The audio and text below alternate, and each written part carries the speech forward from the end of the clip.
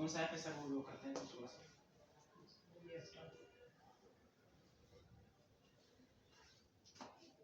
Hello my dear friend, आपका मेरे YouTube channel पे स्वागत है। आज हम क्लास 10 मैथ एनसीईआरटी का क्वेश्चन नंबर 8 करवाने के लिए जा रहे हैं। क्वेश्चन नंबर 8 में कह रहा है, कहता है if 3 cot a is equal to 4 check whether 1 minus tan square a upon 1 plus tan square a is equal to cos square a minus sin square a। ये हमें प्रूफ करके दिखाना है। चलो देखते हैं कैसे होगा ये। सबसे पहले आप लोगों को ये देखना है कि यहाँ पे क्या दिया हुआ है। 3 cot a is equal to 4, तो ये चीज को पहले हम लेकर के चलेंगे। यहाँ पे लिखेंगे 3 cot a is equal to 4। इसका मतलब क्या होता है, ये 3 इधर मल्टीप्लाई में है, इसको हम इधर लेके आएंगे तो डिवाइड में होगा। हम इसको ऐसे करते हैं, cot a is equal to 4 और अपॉन में आ जाएगा 3। ठीक है, 3 आ गया इधर। अब हम लोग जानते हैं कि जो कोट है tan का उल्टा होता है। ठीक है, tan का क्या होता है, उल्टा। तो tan होता है p अपॉन में b, तो ये हो जाएगा b अपॉन में p, ऐसे b अपॉन p। अब यहाँ से हमें पता लग रहा है कि b इज इक्वल टू 4 और p इज इक्वल टू 3 हो रहा है। तो यहाँ पे हम लिख देंगे कि b इज इक्वल टू 4 और p इज इक्वल टू 3। और h इससे हमें क्या करना है, फाइंड करना है।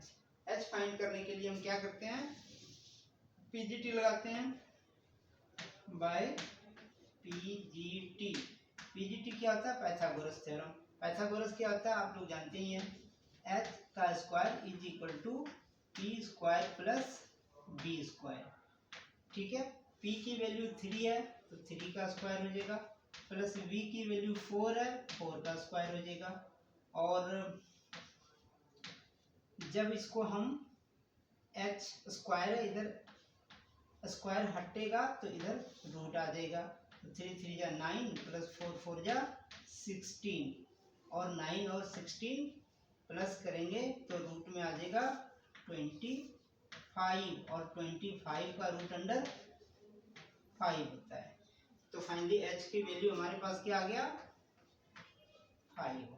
तो अब देखो b, p और h तीनों फाइंड हो गया। अब नेक्स्ट स्टेप में हम क्या करेंगे, 1 minus ten square a upon 1 plus ten square is equal to cos square minus sine square. इन दोनों को हम क्या करेंगे, प्रूफ करेंगे। प्रूफ करने के लिए पहले हम लिख लेते हैं, क्या लिखना है, LHS। तो हम LHS से लेके चलेंगे, LHS बराबर है क्या, 1 minus ten square a upon 1 plus ten square ए। ठीक है, अब इसकी वैल्यू हम रखेंगे। वैल्यू कैसे रखते हैं, 1 माइनस 10 p अपॉन में b अपॉन 1 प्लस 10 के वैल्यू फिर क्या रखेंगे, p अपॉन में b।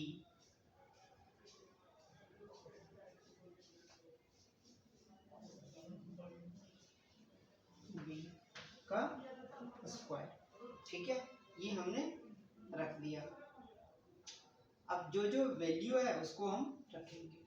तो हमारे पास आ रहा है वैल्यू 1 माइनस p की वैल्यू 3 है और v की वैल्यू 4 है, और इस पे क्या है, स्क्वायर, तो हमने स्क्वायर लिख दिया। अपॉन में 1 प्लस 3 अपॉन 4, और इस पे स्क्वायर है, स्क्वायर दे दिया। यहाँ तक तो आप लोगों को बड़ी आसानी, इजी तरीके से समझ में आ गया होगा। अब आगे देखो, इसको सॉल्व करना है। ठीक है, आगे कर लेते हैं सॉल्व। तो सॉल्व किस तरह से होगा, 1 माइनस वैसे ही चलेगा, और इन दोनों पे क्या है, स्क्वायर है, तो इसका मतलब क्या हो रहा है, 9 अपॉन 16।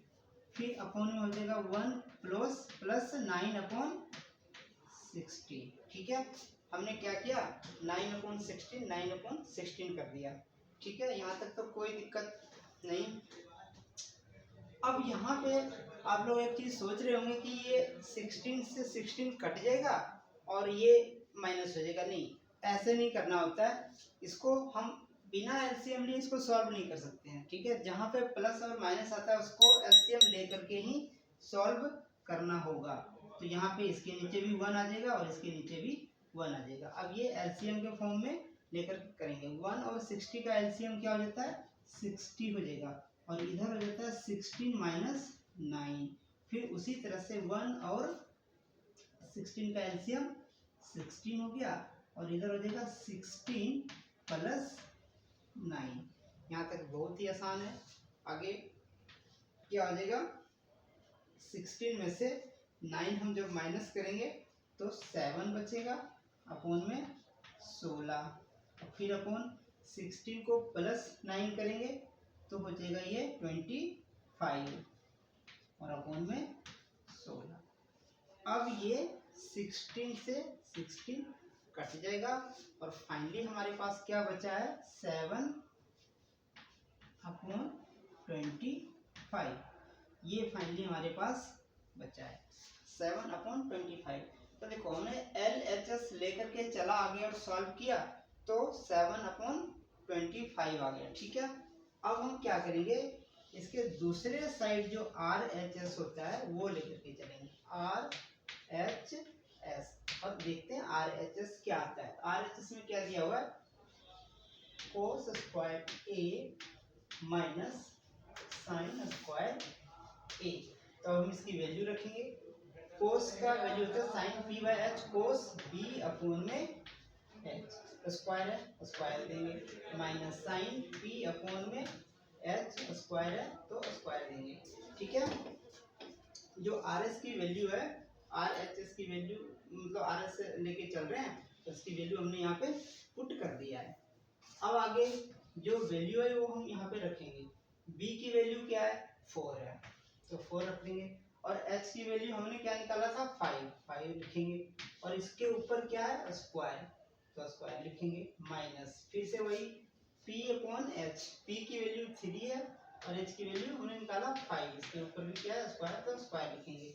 अब जब ये स्क्वायर है तो ये 2 बार मल्टीप्लाई हो जाएगा, मतलब 16 अपॉन 25 और माइनस 9 अपॉन 25। फिर जब हम इसको 25 और 25 का एलसीएम लेंगे तो 25 आ जाएगा और यहाँ पे क्या आ जाएगा? 16 माइनस 9, ठीक है। और जब 60 में से हम 9 माइनस करेंगे तो क्या बचेगा?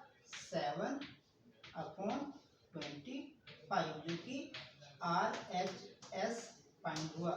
तो हम कह सकते हैं कि LHS is equal to RHS, और यही क्या करना था?